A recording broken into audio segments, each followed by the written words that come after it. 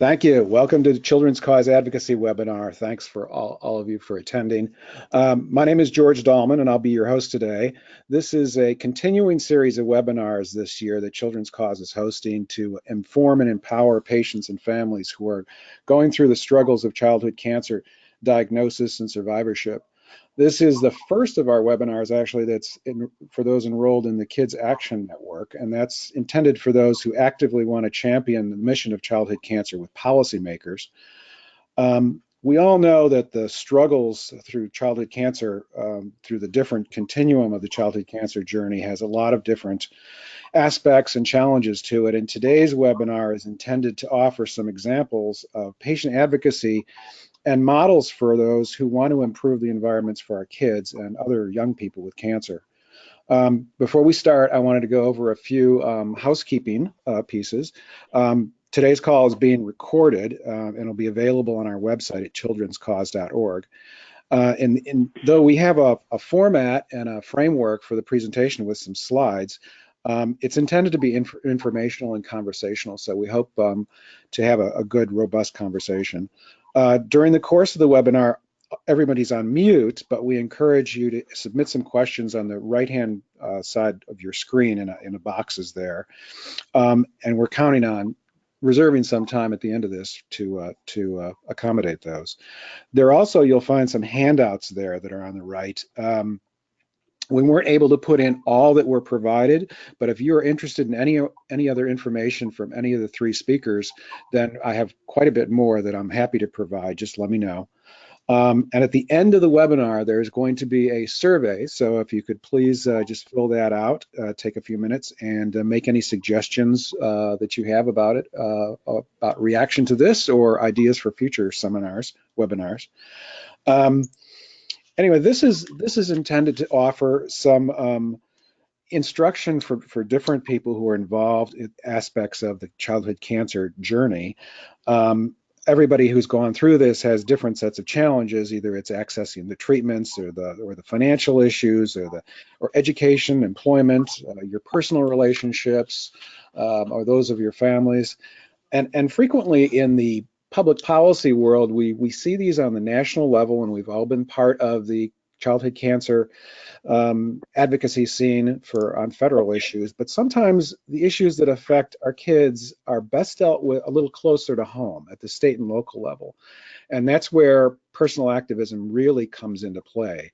There are people all across the country that are dealing with childhood cancer issues on a state level, and usually and sometimes across state lines, helping one another. And today we have three of those advocates who've taken their passion and expertise and taken on very issue-specific agendas in their states and beyond, and serve as a great example and motivators, I think, for other people who want to drive some kind of change in their own states or own state legislature.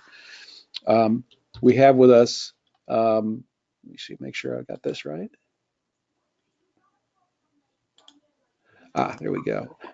So to introduce them, Lynn Shaber is an active advocate on behalf of children whose educations are compromised by their medical treatments.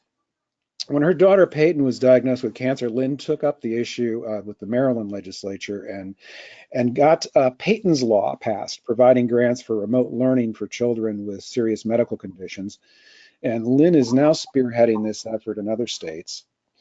We also have with us Christopher Winters. Chris works right in the thick of state affairs as a chief of staff to committee chairman in the Pennsylvania legislature.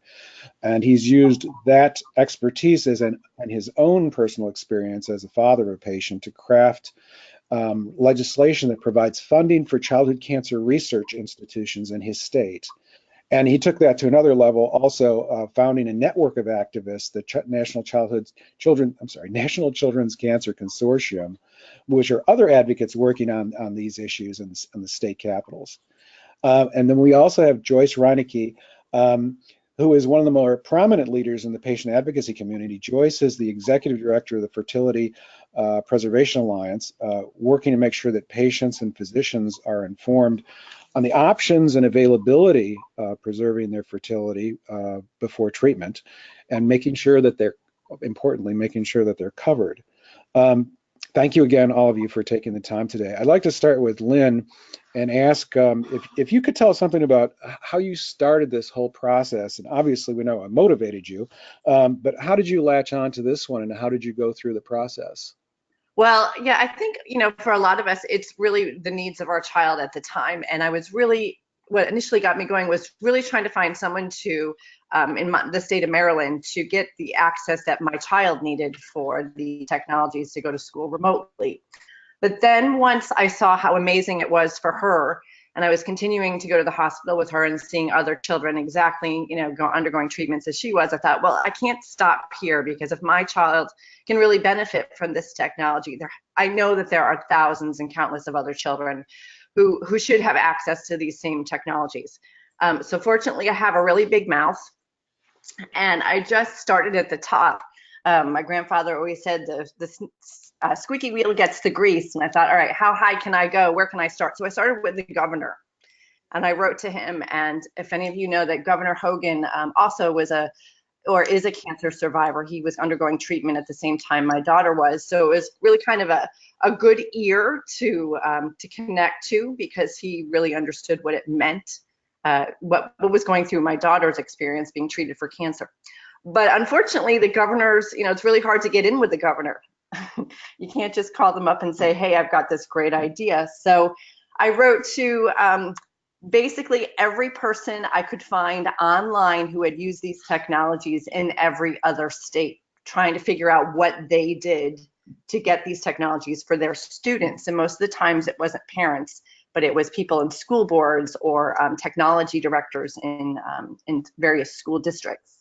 And so as I was kind of, accumulating a tribe, if you were, of people that understood what my child was going through, or could see the relevance to the technology and the education, I really kind of started to create my own little coalition of supporters, or, as I call my tribe. And what I discovered is when I could connect to those people and their stories, they were willing to go to work for me and connect me to the right people. So it was really about finding a common ground, what they could benefit, how my story could benefit them, but also what we really shared in common. And I got connected with our local representative. I live in Montgomery County in the state of Maryland, and someone suggested to me, hey, why don't you go local? And I said, okay. So I called up our local representative, and at the time, I was really trying to create some buzz around this technology, and I had asked the newspapers to do a report. I had contacted the TV stations just to try to create some buzz, so that when I did contact my local legislator, I could have something to show him, not just the voice of a mom on the phone, but I had, in this case, a Channel 4 news report. So when I asked for a meeting, he said, okay, yeah, sure, fine. And Peyton and I went in, and he said, well, this is a no-brainer. And I said, well, yeah, that's great that you think it's a no-brainer, but there are a lot of other people that don't think it's a no-brainer. How do we go about doing this?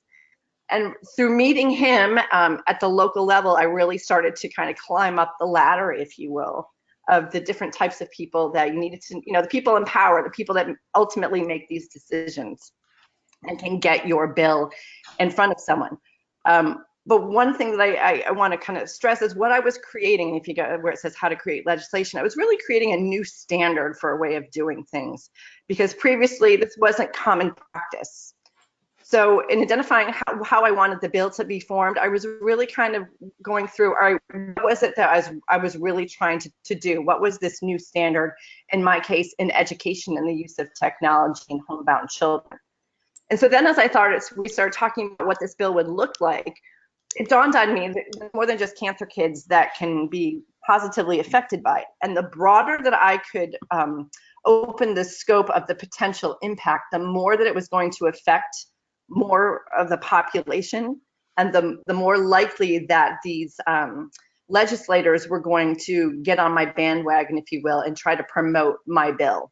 When bills are very singularly focused and very narrow, it's very hard to, kind of gather the support for it. If it can affect a large amount of constituents, then, it looks better all around. And really kind of, it's a better platform. So then after doing that, in order to get to the governor, because I really knew that the governor was the key in this case in the state of Maryland, I needed proof of concepts. So again, I went back to these people in other states that had used this technology. You know, who did they talk to? Who did they know? I went to various technology companies. And if you see the two pictures, there's a picture at the top. I went to Cisco and said, hey, you know, where have you used this technology before? Because we also use some of their technology. And I just started to accumulate any type of data that would positively support what I was trying to do in this legislation. And after accumulating the data, I went to testify. It was a bipartisan bill, and anytime you can make it bipartisan, that really helps to support, you know, driving it through the various procedures that have to happen in creating the bill. And if you notice on the bottom, there's a gentleman holding two girls. The one on the left is Peyton, another one is a friend. And I would commonly, when we would go to testify, I would bring Peyton's friends to talk about their experience having Peyton in the classroom with this technology. And that legislator, Sarah Finn down there, he had a niece who had cancer. So he recognized right away from his own experience with his own family member how this could possibly affect, you know, other children. And then really it was, you know, just about shaping the message. I was a mom, and those of you that are parents were really powerful. Aside from what we do in our regular day, our lives, our, you know, our regular jobs, the fact that you are a parent, it gives you a lot of power, and it resonates very concretely with other parents who are facing similar situations. And we can all kind of relate to that. So I really tried to use that in shaping the message as I talked to the governor, as I talked to the local legislators, and trying to find the common ground to really open this bill to get as much exposure as possible. And then I would also say that, you know, it was an education process. I knew that this bill was important, but not everybody else did. So I really, along the way, had to educate on every step in talking with legislators, in talking with, you know, business people, other parents, what it was that I was trying to do and why it was important and why it could potentially affect them in the future. And then kind of lastly, I would say you just got to keep going until you find someone that listens. It from start to finish, this process took me about 2 years. And again, it was constant, you know, if the door got shut, who is the next higher up that I could go to get them to listen? Or if I found one legislator, who else did he or she know that I could also kind of bring into the tribe to build that support? And then I would say lastly, just, you know, the constant phone calls, the constant emails, and not giving up, because I knew that this would be a positive result all around for every child in the state of Maryland, because the way we formed the legislation, it's not just about cancer kids, it's about any child that's homebound. And so then in taking this to other states, it was really kind of going out networking. Yeah, there was Peyton's bill and the, yep. So I'm originally, no worries, I'm from New York State. So I thought, all right, go with who I know. So I called a high school friend of mine who is in the local political scene in Syracuse, New York, where I'm from. And I said, Bill, who do you know? And wouldn't you know, he knows both of those two gentlemen I'm standing with in that picture there. And I said, I just need 15 minutes of their time. Can you make that happen for me?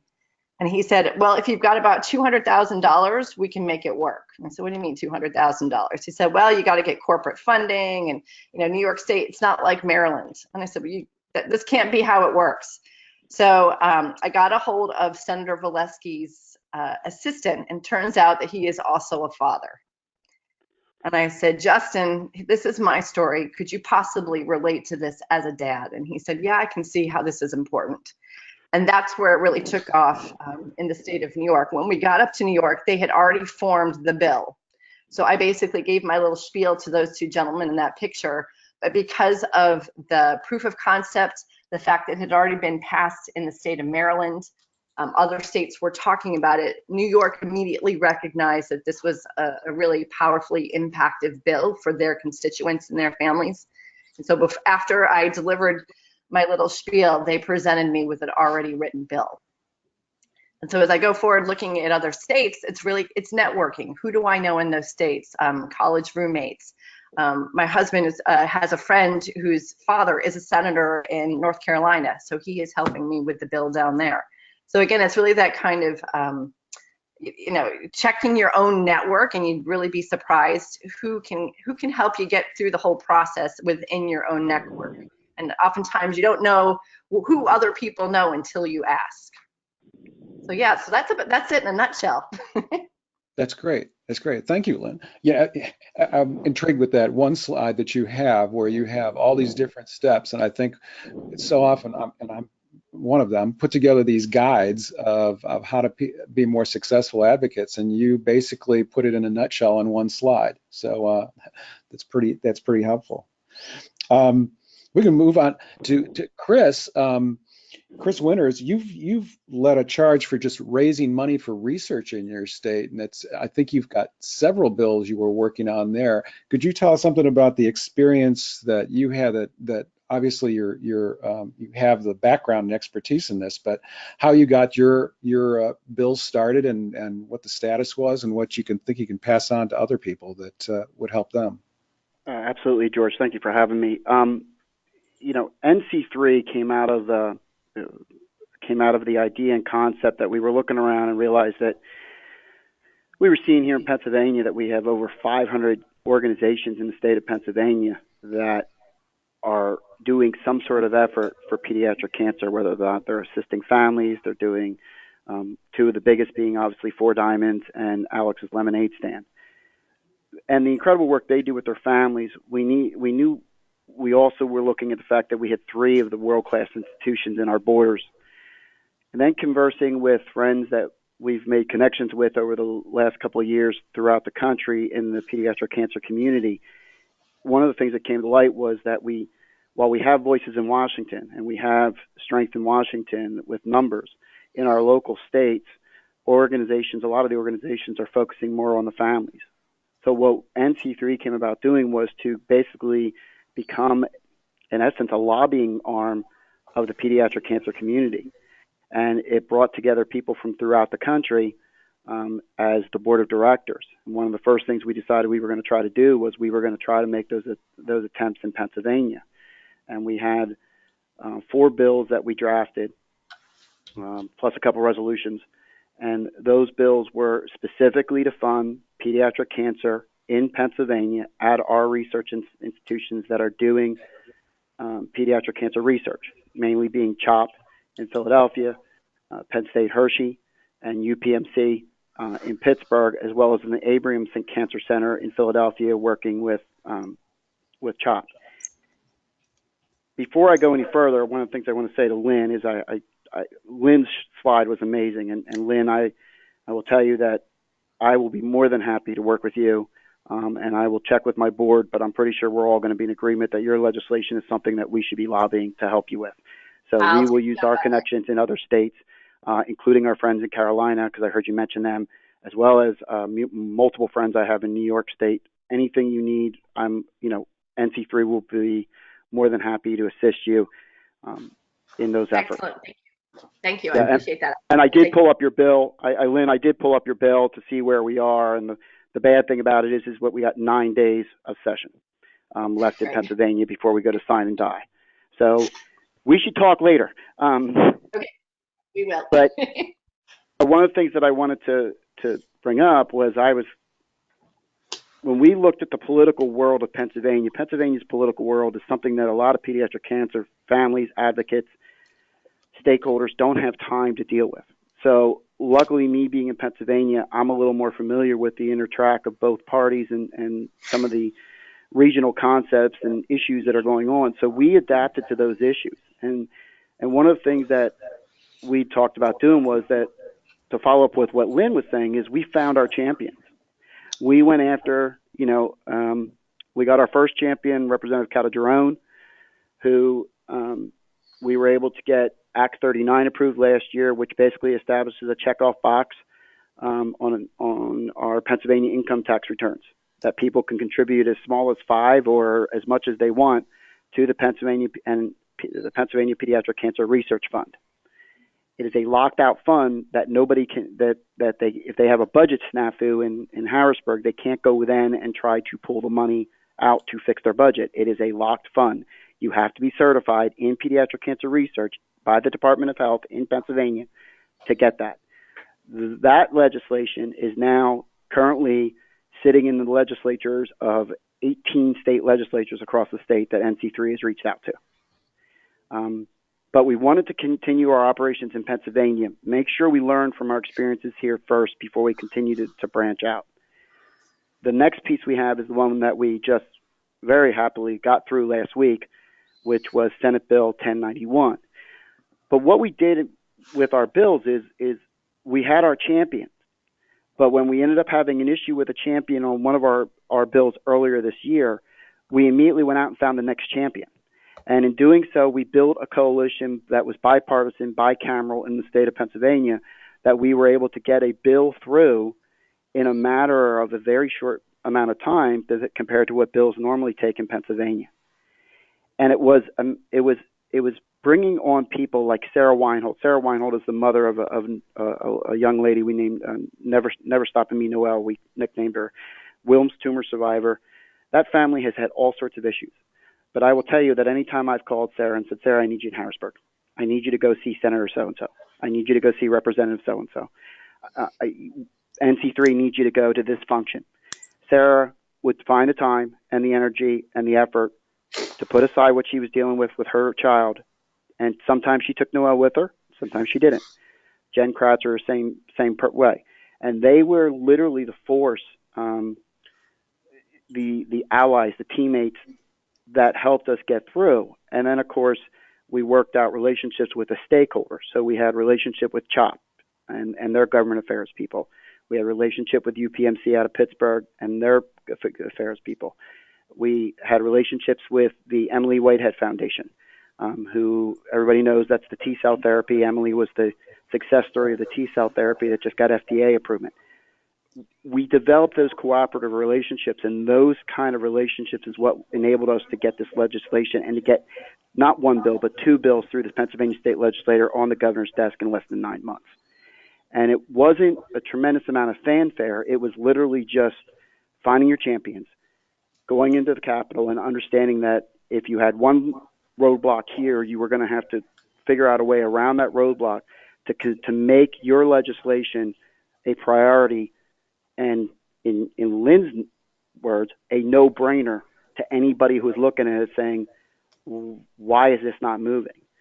And then, again, to follow what Lynn was saying, we incorporated the media in that effort. And once you incorporate the media in that effort, it helped you promote it in such a way that you were literally in the governor's backyard. You not only were we in the governor's backyard with it, we were also in the backyard of the man who's running against the governor. We were also in the Pennsylvania T, as we call it, which is a Republican stronghold of our state. And we were also in Philadelphia and Pittsburgh with Philadelphia representatives and senators who were aligned with us as well. So it became a no-brainer, but it was a matter of overcoming what the political world and the perception of reality was in the political world to make sure we were able to go around that. I think the best piece of advice I could give people is if you need to find somebody who can go in a meeting with you and sit with you and understand what the political realities. I think Lynn said that with her friends in New York.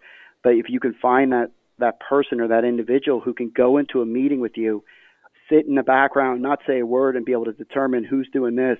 I mean, you learn a lot just by watching people when you go into a meeting with elected leaders. And one of the next big things we're doing is we have a countrywide effort that we're putting together for an awareness campaign in the fall, much like we did last year. And we've launched it only in Maine, West Virginia, and Pennsylvania for this year, but it's kind of a test we're going to try to do, and it's a matter of getting into our local governments. Because let's be honest, the people that you're electing at your local government levels are the people that someday are probably going to move up to become your state senators, state representatives, governors, congressmen, congresswomen, go down the list. And if you incorporate them and make them into your stakeholder, your teammate, they then become your next champion. There are a couple people that we have reached out to that we have said to them, Maine, Tabitha Stewart in Maine, Haley's mom, Haley, had passed away last September, but she's doing incredible work with an organization called Team Haley Hug. And what she's done is she's networked her local governments in the state of Maine under the direction of NC3, and she's doing this very strong effort using a proclamation that was developed for them to declare gold, but she's also developing and cultivating relationships because Maine's legislature only meets for like 6 months out of a year. So she's cultivating those relationships in order to build cooperation so that she can find her champion for whatever legislation, including, mind you, I think Lynn's legislation is something that we need to talk about in Maine, because Maine's got a variety of issues when they're dealing with some of their kids fighting cancer and other diseases in Maine that I think Maine could benefit from that legislation that Lynn has. And I think the work that she's doing and then Kelly's doing in West Virginia, it's literally starting to network at the local government level, and basically you're developing your own farm team, if you want to classify it. And by developing that farm team, you're developing people who are committed to the issue and the rising tide of the epidemic of childhood cancer. And when you start telling people numbers, their eyes glaze over because, like, oh, I wasn't aware. Well, now you are. And it is prevalent, and it is throughout the community, and it is everywhere. And if we can do that, you're going to find our work of reaching out and developing that network of legislative action, both at the municipal level as well as the state level, will be a lot easier. And honestly, let me wrap it up by this. We have a tremendous amount of people involved in the national level efforts for the childhood cancer community, and they are doing great work. We saw that with the STAR Act. But if all of a sudden you have the local and statewide government leaders underneath the federal level so committed and wedded to the issue of childhood cancer and the impacts that are being felt throughout the childhood cancer community by the various families, job protection, the rate of divorce, and all of that, you now have a farm team who can now be also putting the political pressure on those in Washington to help us get done what we need to get done to make sure we have proper research funding for our kids now and going forward. So that's kind of what NC3 is trying to do. And we don't go into a state and say, okay, we're going to do this. We go in and we find organizations within those state borders and say, how can we help you? How can we help you? What do you need? And that means me traveling to a meeting, like I will in a few weeks, to Charleston, West Virginia, and Augusta, Maine. I'm going to make those trips to try to assist our local organizations and be their backup to try to help them through the political process. I will look forward to answering any questions. That's kind of where we are, George, and that's kind of what we're going to continue focusing on as we go forward. That's great. That's an incredible resource for everybody in the community. I think that's what we need, is some kind of assistance from people who really know how it works, and also the information sharing, because as you have just gotten from Lynn, and I think, and you will hear from Joyce too, I think there are all sorts of legislative things like this that work so much better. I mean, that can be more affected much more easily at the state level. I'll say that. I mean, things in Washington move too slowly. I think the one of the keys that you touched on with both of you and Lynn is, the rewards go to people who show up and who are out there and willing to show up in members' offices and really push the issue. And I think both of you just demonstrated that ideally. Well, and what we found was, George, what we found in a lot of cases is we did it a variety of ways over the last couple of years. Right. We've been more successful the last year, so to speak, because what we were doing is we did, as Lynn was saying, we found our champions, got them to buy in, and then not only did they buy in, but we were able then to use staff members from both sides of the aisle and both the House and the Senate in a bicameral approach that we were, when our folks would show up, I mean, we did the rallies, we did the protests, we did the sign holding. That was not as effective as it was taking Noel in to meet a senator or a representative, or it was more effective to take, Lynn to take, those children in to meet with people she knew. Bill Kohler, who's also involved with us, he lost his son Aiden last year from DIPG. Bill has made all sorts of outreach, including Lynn down into Maryland, and we are now having communication with John Hopkins about the bills in Pennsylvania. But one of the things that you have to watch, though, is some of the bills that we did in Pennsylvania cannot be used in other states because some states, like Texas, for instance, they don't have an income tax return. So that income tax checkoff box is not going to work in Texas. It works in Kentucky. Kentucky's got it out there, but it's not working. It's not going to work in every state. Not every bill is going to work. Not every license plate bill is being done the same way. And that's one of the things I always cautious everybody. Everybody says we need a license plate. Well, be careful what you wish for, because some states don't do their license plates the way that others do. So while you're creating awareness, you may not be putting any money into anything that benefits childhood cancer. It might actually be going to fix potholes in the road. Right. So you're creating awareness, but you're not creating an impact in that way. So I caution people to find, and we're willing to help. NC3 obviously is willing to help, and we have the legislative expertise to do that, and we're more than happy to do it. And that's why I really want to work with Lynn on this legislation, because it's near and dear to my heart, having two significantly IEP Section 504 children. I understand where she's coming from, and I would absolutely be more than happy for us to add that to our legislative arsenal. Well, thanks, Chris. I want to bring Joyce into this, because Joyce Reinecke runs the Alliance for Fertility Preservation, and you deal with some of the most critical parts of survivorship, and one that's usually people don't think about too much when they're going through their treatment, unless they're told about it ahead of time or think about it ahead of time. And I think Lynn actually is a good example of that. And the coverage portion is so important too, and that's something that covers a lot. I mean, it's an issue for a lot of different things. But if you could tell something about your organization and what your efforts have been, and how you've been working in the states to cover your issues. Absolutely. Thank you so much for having me. I really appreciate it, and I'm happy to share our experience kind of in this advocacy space. Probably over the past year and a half, it's really heated up. So I don't know if I don't have controls over this, so I don't know. Yeah, okay.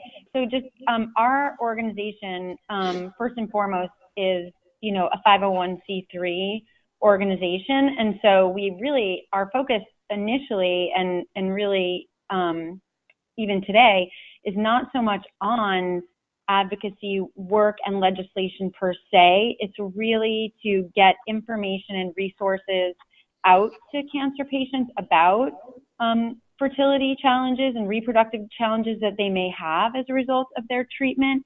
And of course, though, what we've found over time is that the financial burden of getting those services is the biggest barrier. And so what we've come to in the past, as I said, year and a half, I would say, is really trying to alleviate some of that financial burden on patients by getting insurance coverage in place. And one of the key ways that we have been working to do that is through legislation that would mandate that coverage. So that has been both a challenge and also has been somewhat rewarding of late. So I would love to discuss that with you guys. So in terms of the background on the issue, so I usually start out by just making clear what we're talking about when we talk about fertility preservation. Our organization and what we do, we are specifically focused on something called iatrogenic infertility. And so that means that it's infertility that arises as a side effect of treatment. And for 90% of what we do, that means, for cancer patients. And so that's from chemo, radiation, and the more extensive it is, obviously, the more likely that effect is going to be. And I think what's interesting for the purposes of our discussion today is that when we go into meetings or when we're talking about coverage or who needs to be included in coverage, we always have to explain that survivors of childhood cancer are also in this pool of patients who may need this. And so I think that's always very surprising to people who aren't familiar with the topic. So we can go to the next, sorry. If I can get it to move. There we go. So the first thing that we've looked at, obviously, is who needs this intervention before they start potentially sterilizing treatment like chemo or radiation. And so I'm sure, as you guys are aware, it's really cancer patients, and a significant number of breast cancer patients, for example, are diagnosed before they're, let's say, 45. And of course, there's also that pool of pediatric patients who may suffer, infertility as a late effect of their treatment. And what we've seen as we've gotten more active and sort of more public with our work is we have been contacted by other patient groups, most specifically the sickle cell community. We've also talked to patients who are interested in potentially doing fertility preservation if they have certain genetic cancers that they're concerned about passing on. So there are now technologies that would allow them, to avoid doing that. And most recently, we've even been having talks with some representatives of the transgender community. So we see this need for access to these medical procedures as something that's only expanding. And yep. If I can get the next one. Sorry. No problem. There we go. So just as a point of clarity, and what we always, discuss when we're meeting with legislators or even with insurance companies or policymakers, is to say that fertility preservation at this point has now become recognized as part of the standard of care in cancer care for age-eligible patients. So ASCO has guidelines. All of these organizations have published on this. And the AMA has gone the furthest and actually called through a resolution, called for coverage for cancer patients before they would start treatment. So we like people to know that this is not something that, is totally innovative. It's something that's been now talked about. The original ASCO guidelines came out on this topic in 2006. Okay. So just as a brief overview, the options really, differ obviously for men and women, and are much more costly for women than men.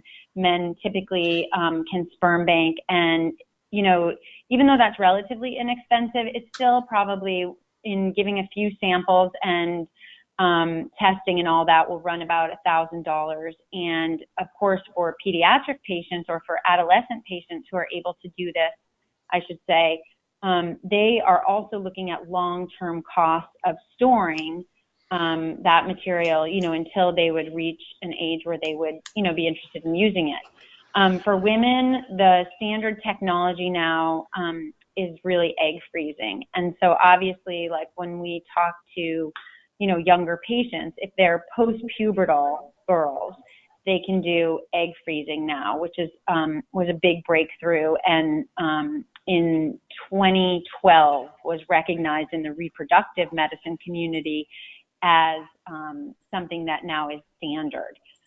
For pediatrics right now, if you are pre-pubertal, the only way that you can store, your eggs or sperm really is to store those immature cells, and you do that through storing ovarian tissue or testicular tissue. And those procedures are still considered experimental, but ovarian tissue in particular, there's been years of experience with this now, and I think that it's getting closer and closer to becoming something that would be more standard, especially when someone's treatment really clearly will put their fertility, at high risk.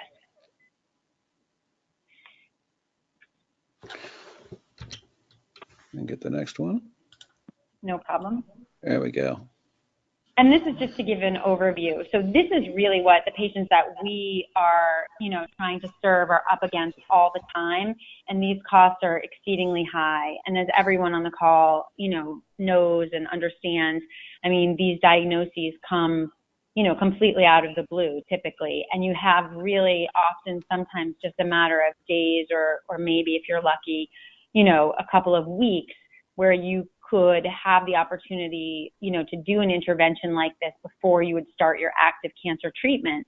So we always try to explain that really exacerbates the cost of these services. And without insurance coverage, especially, as I said, for women. Many patients, this is just prohibitive in terms of what the costs are.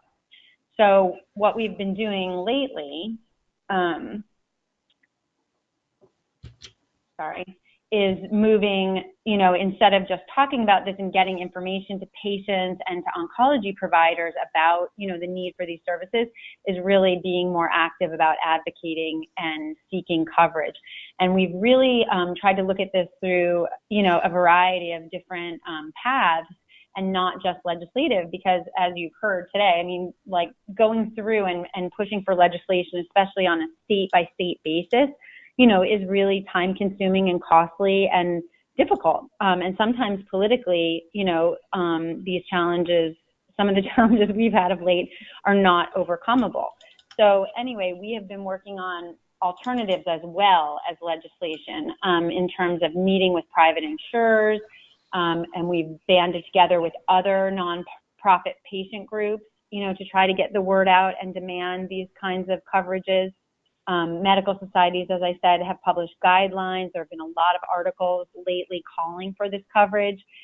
We've also had meetings with various departments of insurance in different states talking about the need to regulate this coverage.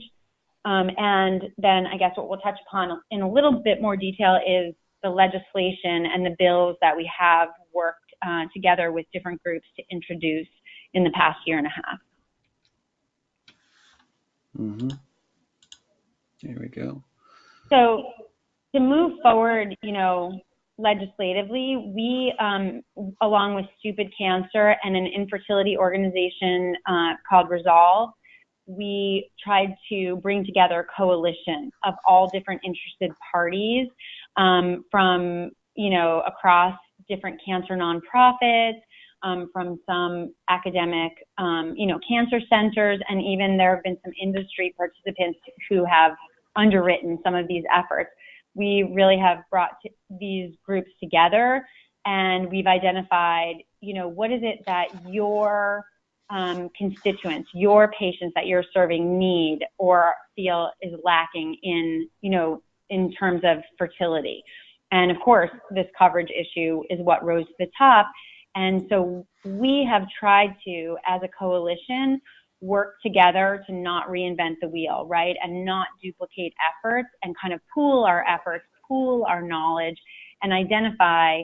One of the roles that we've had, our organization within the coalition, is to be kind of the content expert and then identify and put together memos on all of the various arguments for coverage, some of which are listed there, which is a whole other webinar, right, that we could get into.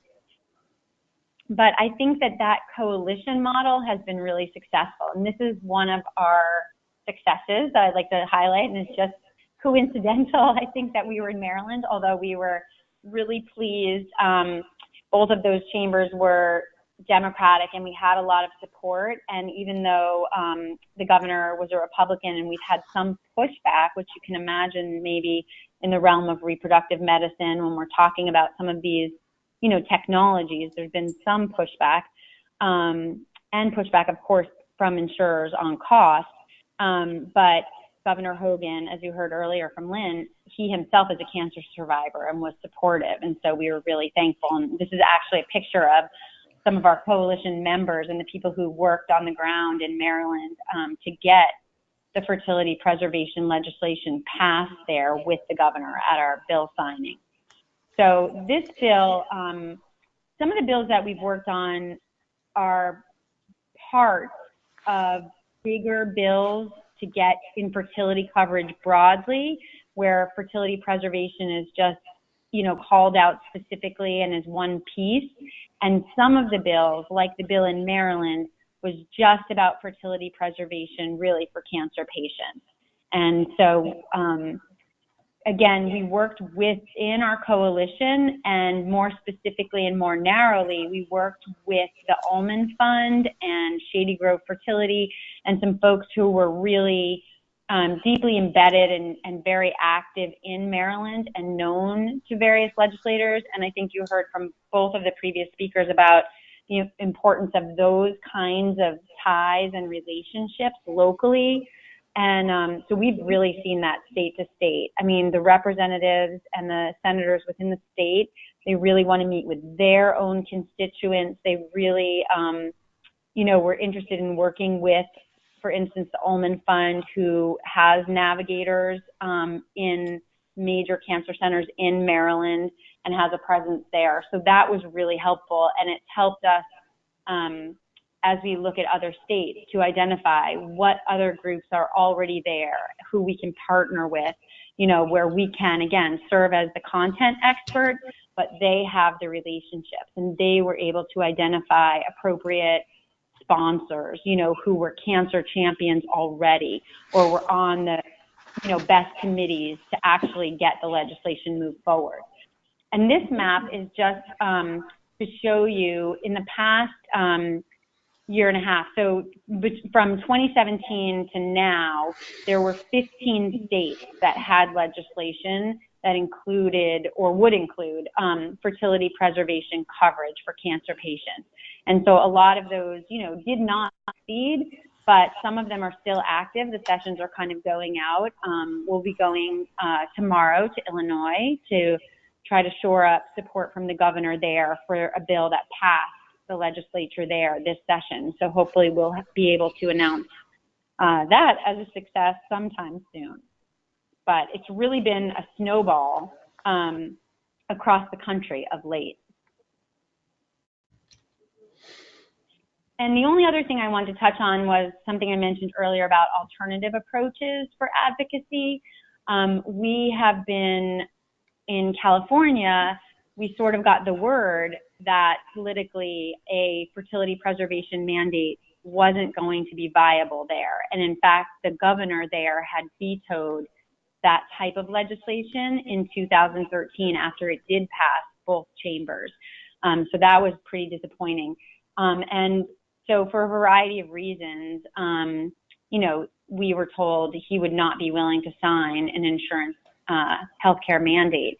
And so we have been working with a big regulatory body out there, the Department of Managed Healthcare, and through their appeals system, we've been able to reach out to cancer centers and to reproductive clinics and, help explain the process by which patients can file appeals, and even beyond appeals to the insurance company, appeals through the Department of Managed Healthcare, which is sort of last resort. And so we've had some good success with that lately, and we're really looking on, at forcing some regulations to be put into effect that make this coverage more clear. So that's where we are out there. In terms of how people can get involved in these efforts, I would say, and just reiterate, I guess, that in joining together, in a coalition of like-minded patients, doctors, nonprofit organizations, other people who you can, share a common goal with on this type of legislation, I think is totally key. And I don't know if any of you have seen, there have been articles, and sometimes it really sounds like, one, individual changed everything, but usually behind the scenes, that's like any story of overnight success, right? There's been years of laying groundwork. There's been, through the coalition, we've been able to pull together resources so that we have fiscal analyses ready, so that we have sort of policy positions ready, so that we have appropriate physicians and patients who are ready, willing, and able to testify. That's been super important in our efforts. So I think finding and putting together a coalition as you go out to, advocate for legislation is really important. I would say part of that work has been also securing memos of support. And I heard someone else mention that through, government relations staff and government affairs staff at some of the major hospitals. Like when we've been working in New York on some legislation, we were able to get memos of support from all the major cancer centers. So that's really, really important to the legislators to see that. I think patient stories also are really key to having people understand and relate to, what the coverage is about. And I know obviously the subject matter of every, bill is different, but I think sometimes, we get caught up even in sort of medical language and insurance language. And I think it really is so helpful when you have patients testify just about why this is important to them, why this is important, in their survivorship and what this means, on a human level. And there are other ways, as I was saying, to try to get this coverage in place, such as asking employers if you have like a self-funded insurance plan to add this coverage, and doing private outreach. And as I said, the appeals process has really of late yielded some fruit, and I think will promote some fundamental change for everyone so that patients won't have to keep appealing, that we'll have this coverage in place through regulation. So that's all I would say, get involved.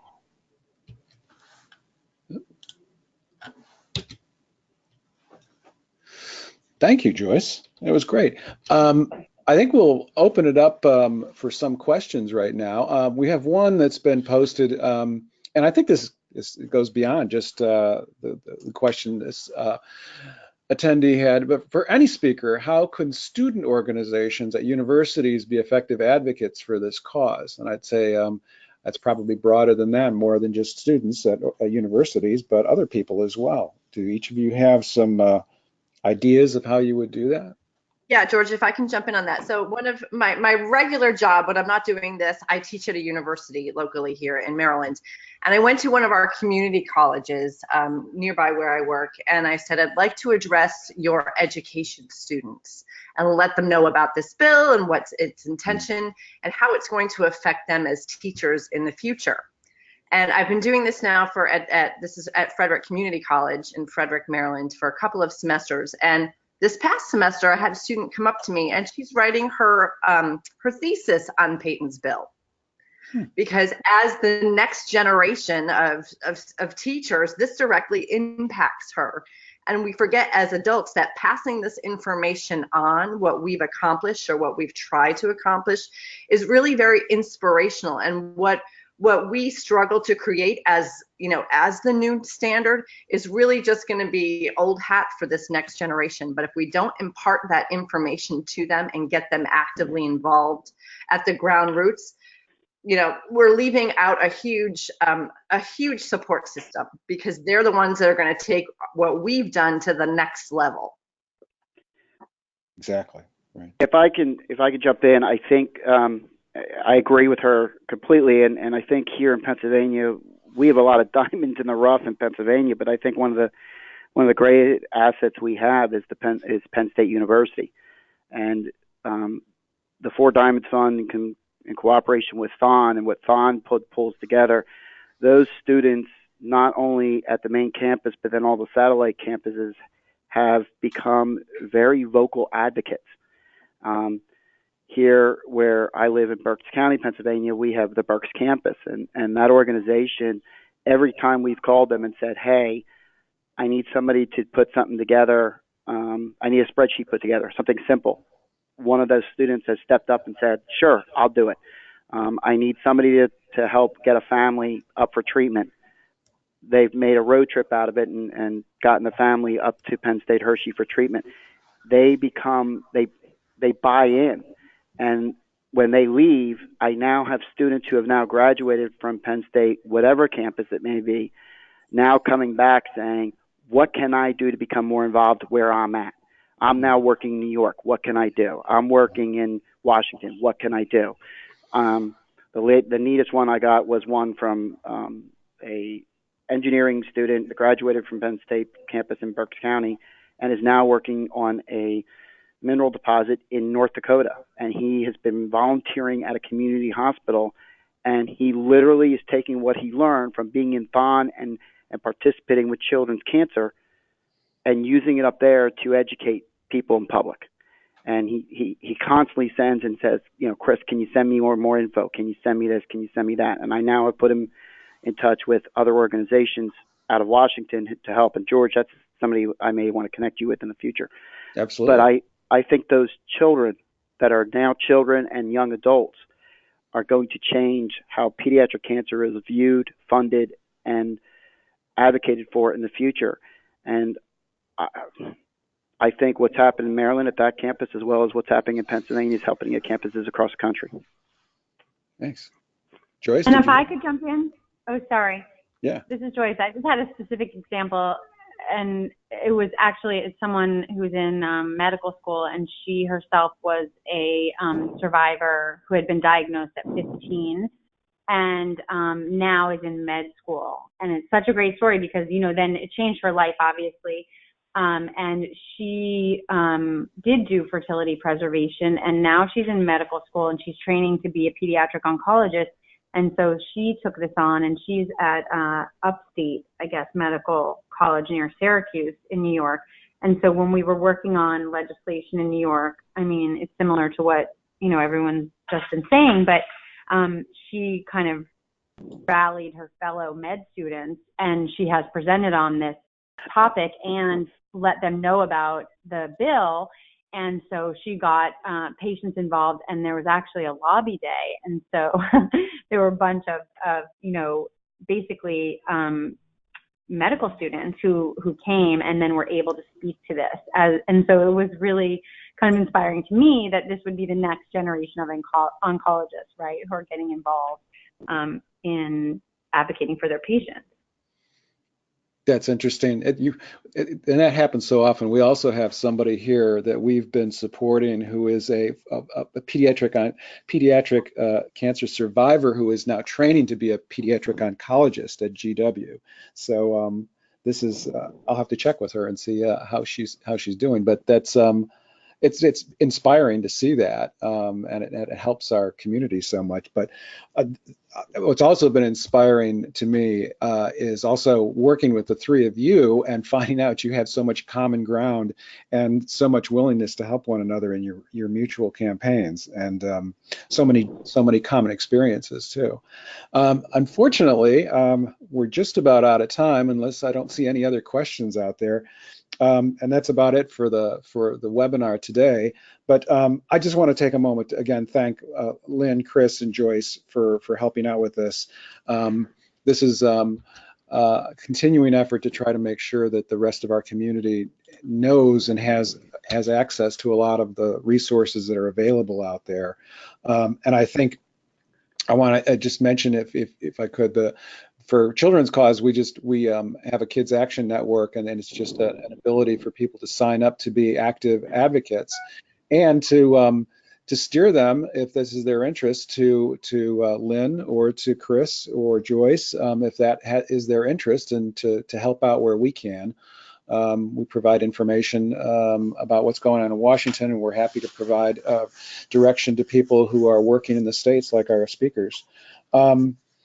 We are continuing to do these webinars on a regular basis, on a quarterly basis, and the next one that we'll be doing will be in September, where we're going to address some of the issues on the new kind of medical techniques that are taking place.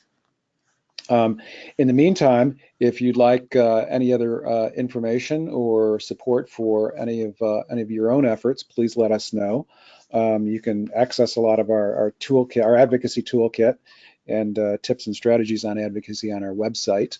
But please let us know if you need any help. And also, if you'd like to contact any of our speakers today, we'll be happy to make you the connection.